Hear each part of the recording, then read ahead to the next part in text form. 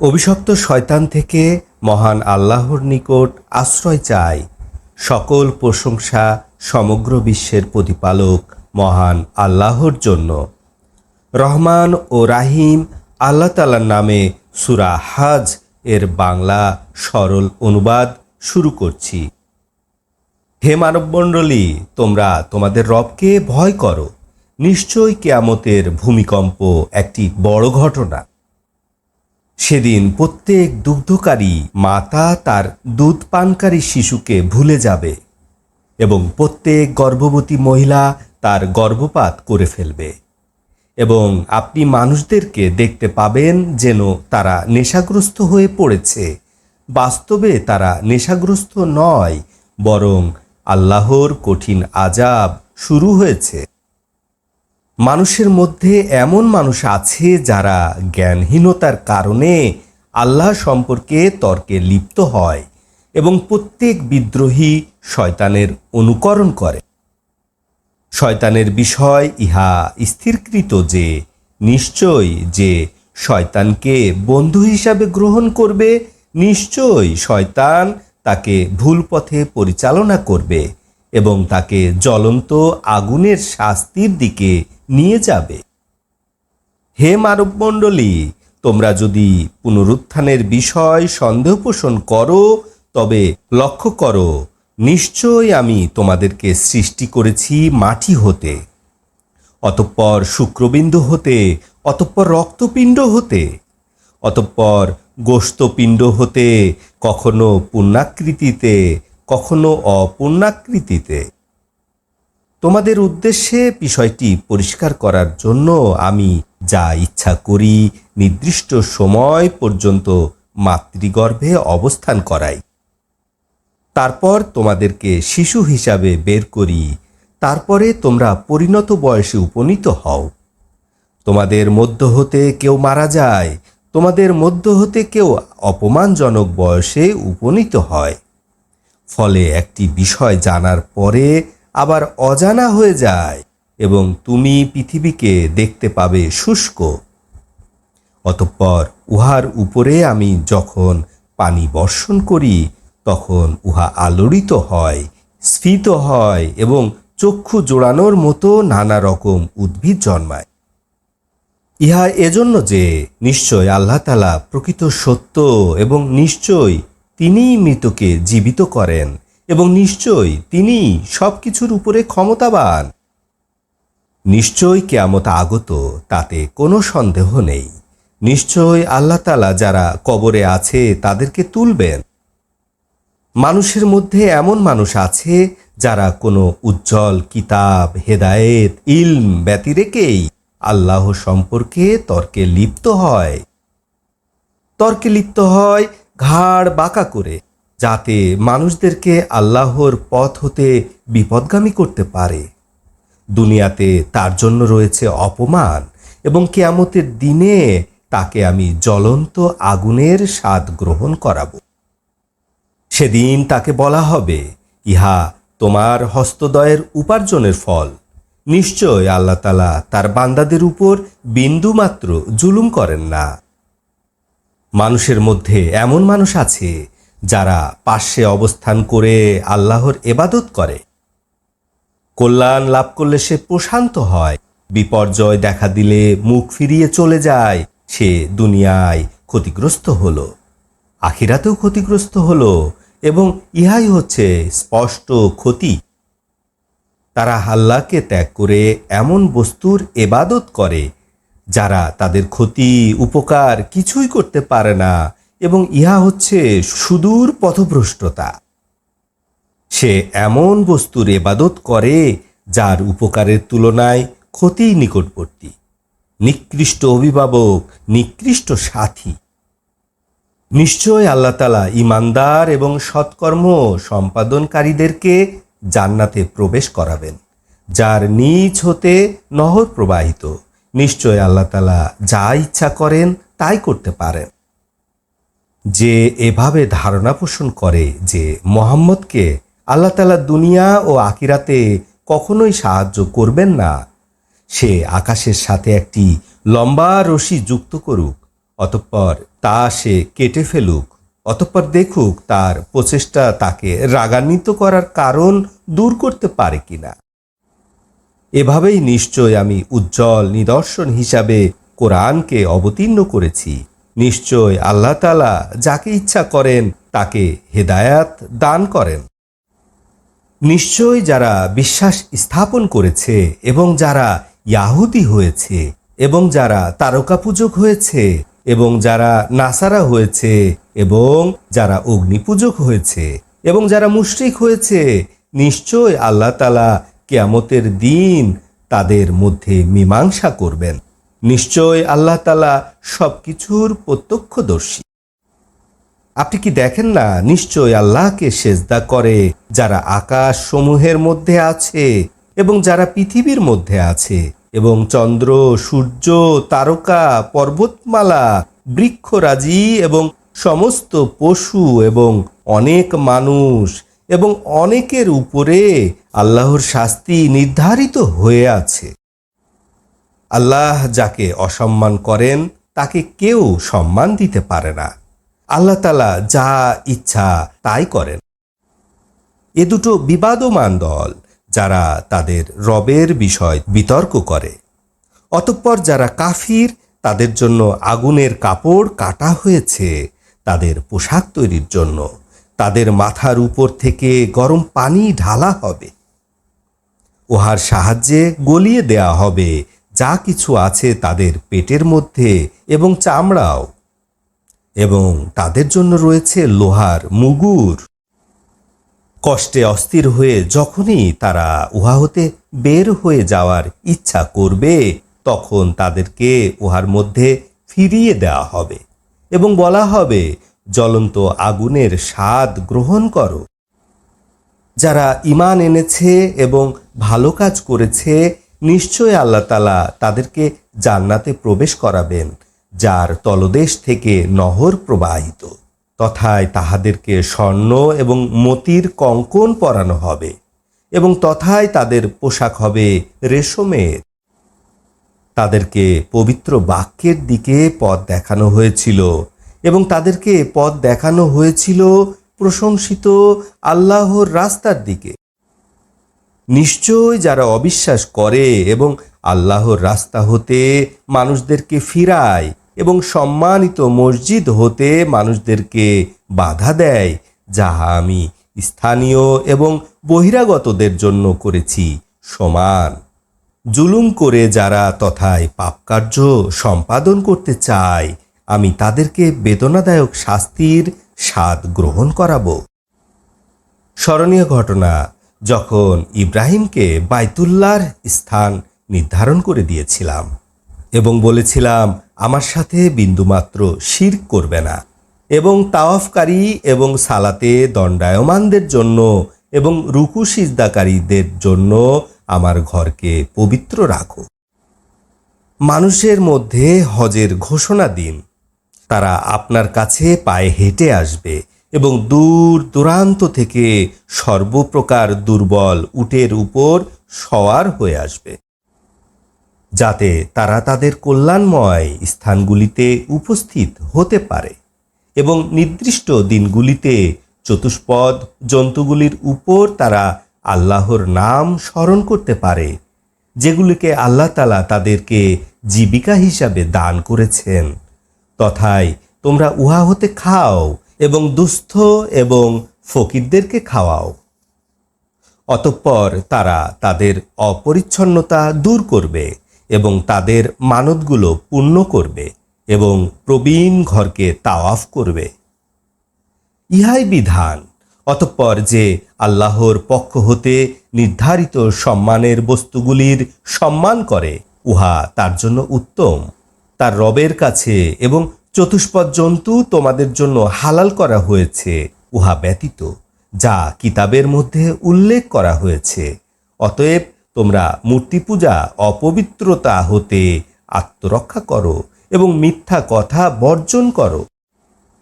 আল্লাহর উদ্দেশ্যে খাঁটি হও, তার সাথে অংশীদার সাব্যস্তকারী হবে না, এবং যে আল্লাহর সাথে অংশীদার সাব্যস্ত করবে সে যেন আকাশ হতে পড়ল অতঃপর পাখি তাকে ছো মেরে নিয়ে গেল, অথবা বাতাস তাকে উড়িয়ে দূরবর্তী স্থানে নিক্ষেপ করল।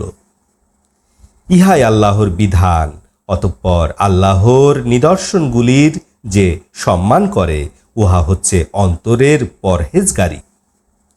নির্ধারিত সময় পর্যন্ত ওই পশুগুলির মধ্যে তোমাদের জন্য রয়েছে উপকার। তারপরে তার স্থান হচ্ছে প্রাচীন ঘরের দিকে। প্রত্যেক জাতির জন্য আমি কুরবানির বিধান রেখেছি।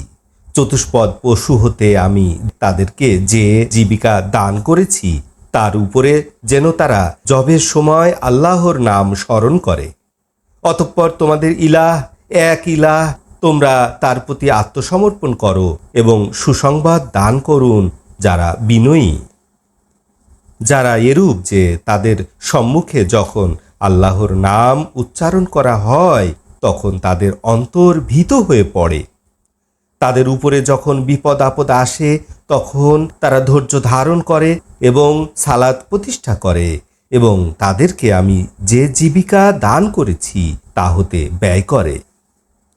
এবং উট উহাকে করেছি তোমাদের জন্য আল্লাহর অন্যতম নিদর্শন। উহার মধ্যে তোমাদের জন্য রয়েছে অনেক কল্যাণ। উহার উপরে তোমরা আল্লাহর নাম স্মরণ করো দাঁড়ানো অবস্থায়। অতঃপর উহা যখন কাত হয়ে পড়ে যায় তোমরা উহা হতে খাও, তুষ্টকে খাওয়াও এবং ঝাঞ্ঝাকারীকেও খাওয়াও। এভাবেই তাদেরকে আমি তোমাদের জন্য অনুগত করে দিয়েছি, যাতে তোমরা কৃতজ্ঞতা জ্ঞাপন করতে পারো। নিশ্চয় আল্লাহর কাছে উহার গোশত এবং রক্ত পৌঁছে না, বরং তোমাদের তাকওয়া তার কাছে পৌঁছে। এভাবে পশুগুলি তোমাদের অনুগত করে দিয়েছেন এবং তোমাদেরকে সৎপথ দেখিয়েছেন, যাতে করে তোমরা আল্লাহর শ্রেষ্ঠত্ব ঘোষণা করতে পারো এবং সৎকর্মশীলদেরকে সুসংবাদ শোনাও। নিশ্চয় আল্লাহ তাআলা মুমিনদেরকে রক্ষা করেন। নিশ্চয় আল্লাহ তাআলা কোনো বিশ্বাসঘাতক কাফিরকে ভালোবাসেন না। অনুমতি দেওয়া হলো তাদেরকে যারা আক্রান্ত হয়েছে। নিশ্চয় তাদের উপর অত্যাচার করা হয়েছে এবং নিশ্চয় আল্লাহ তাআলা তাদেরকে সাহায্য করার ক্ষমতা রাখেন। যাদেরকে অন্যায়ভাবে বাড়িঘর থেকে বহিষ্কার করা হয়েছে, বরং তারা বলেছিল যে আমাদের রব হচ্ছেন আল্লাহ।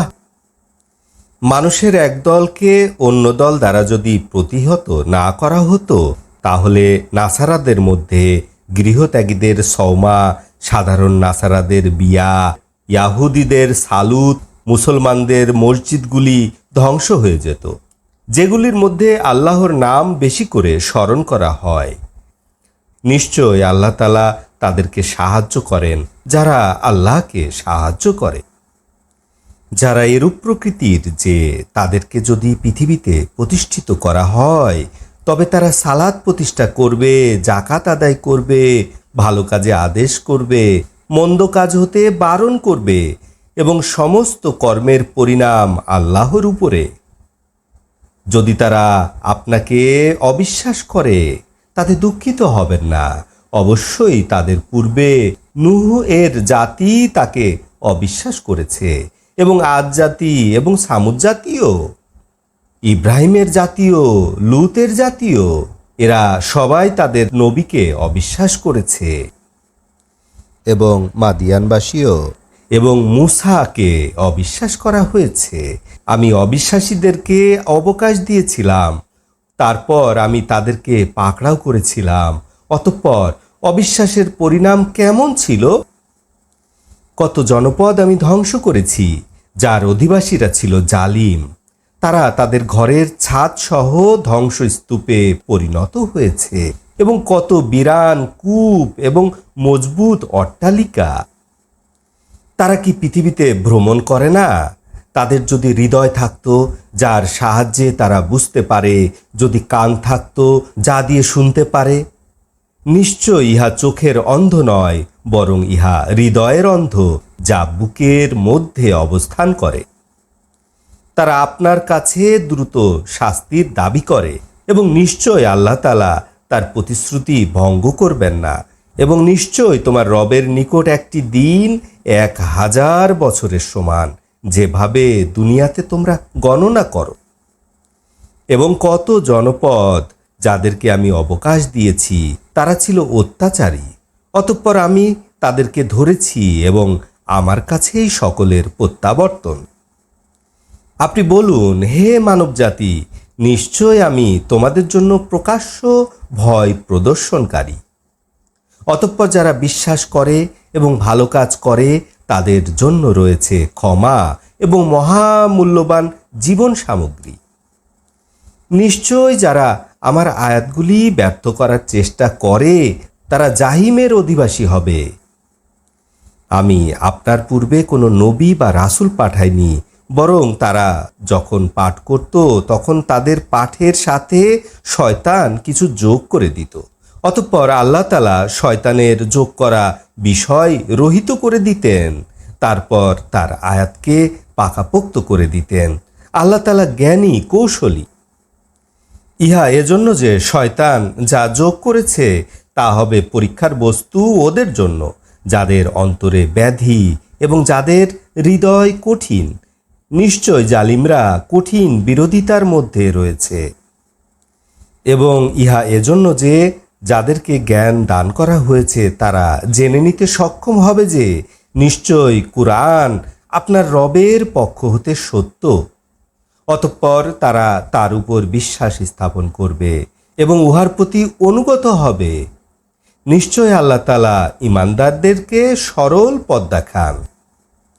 কাফিররা সর্বদাই কোরআনের উপরে সন্দেহ পোষণ করতে থাকবে এবং সন্দেহের মধ্যে থাকাকালীন অবস্থায় তাদের কাছে কিয়ামত বা নির্ধারিত মুহূর্ত এসে যাবে, অথবা তাদের উপর এসে যাবে অশুভ দিনের শাস্তি।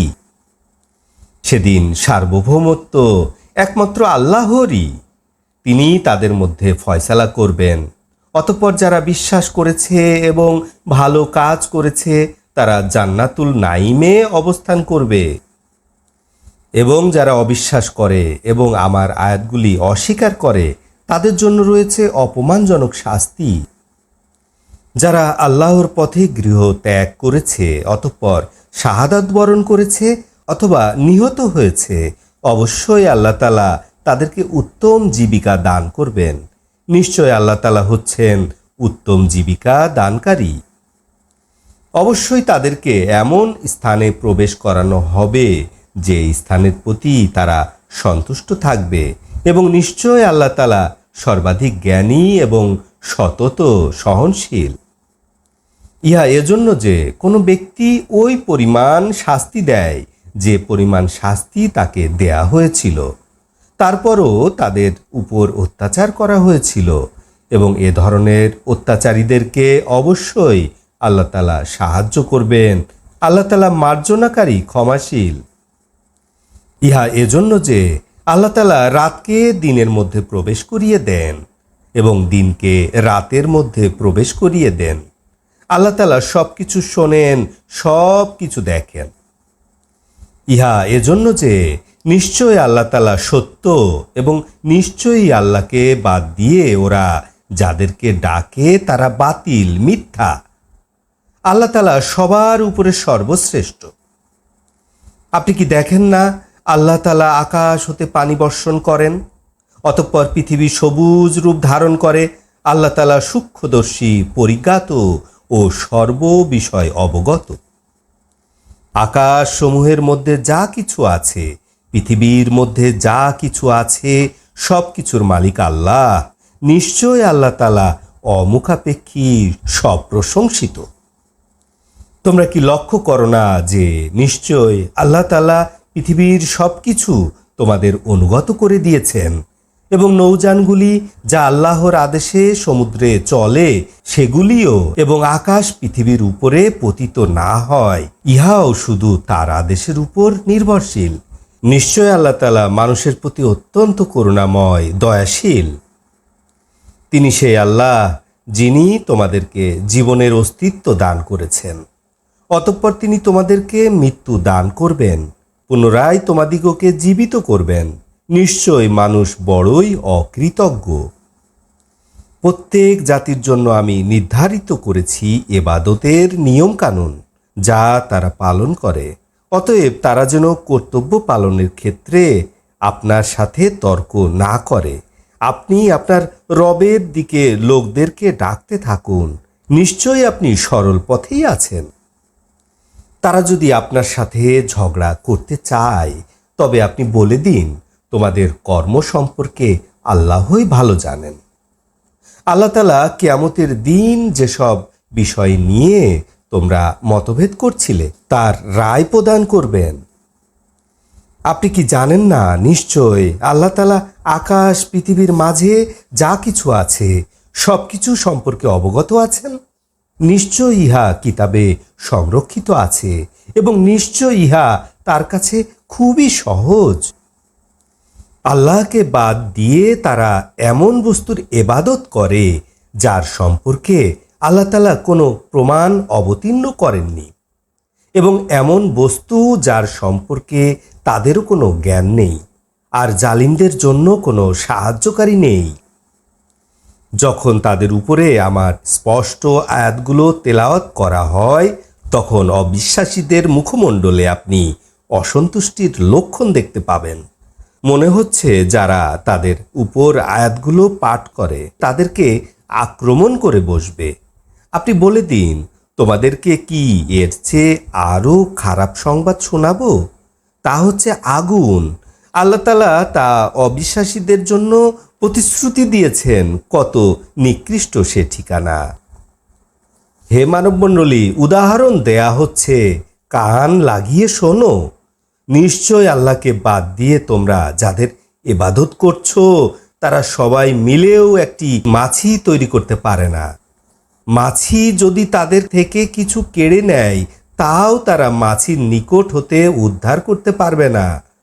কতই না দুর্বল প্রার্থনাকারীরা, এবং দুর্বল যাদের কাছে প্রার্থনা করা হয় তারা আল্লাহ তাআলাকে যথাযথ সম্মান করেনি। নিশ্চয় আল্লাহ তাআলা শক্তিশালী, পরাক্রমশালী। আল্লাহ তাআলা ফেরেশতাদের মধ্য হতে রাসূল মনোনীত করেন এবং মানুষদের মধ্য হতেও। নিশ্চয় আল্লাহ তাআলা সর্বশ্রোতা, সর্বদ্রষ্টা। তিনি জানেন যা তারা অগ্রে প্রেরণ করেছে এবং যা তারা পেছনে রেখে এসেছে। সমস্ত কর্মসমূহ আল্লাহর সামনে উপস্থিত করা হবে। হে ঈমানদারগণ, তোমরা রুকু করো এবং সিজদা করো এবং তোমাদের রবের গোলামি করো এবং ভালো কাজ করো, তাহলেই তোমরা জয়যুক্ত হতে পারবে। আল্লাহর পথে তোমরা যথাযোগ্য শ্রম দাও। তিনি তোমাদের দ্বীনের জন্য বাছাই করেছেন এবং দ্বীনের ব্যাপারে তোমাদের উপরে কোনো সংকীর্ণতা চাপাননি। ইহা তোমাদের পিতা ইব্রাহিমের মিল্লাত। তিনি তোমাদের নাম রেখেছেন মুসলিম, আত্মসমর্পণকারী জাতি, ইতিপূর্বের কিতাবে এবং এই কুরআনে, যাতে করে রাসূল তোমাদের উপরে সাক্ষী হন এবং তোমরা মানুষের উপরে সাক্ষী হও। অতঃপর সালাত প্রতিষ্ঠা করো, যাকাত দাও এবং আল্লাহকে শক্ত করে ধারণ করো। তিনি তোমাদের রক্ষাকারী বন্ধু, কত উত্তম বন্ধু, কত উত্তম সাহায্যকারী। আলহামদুলিল্লাহে রাব্বিল আলামিন।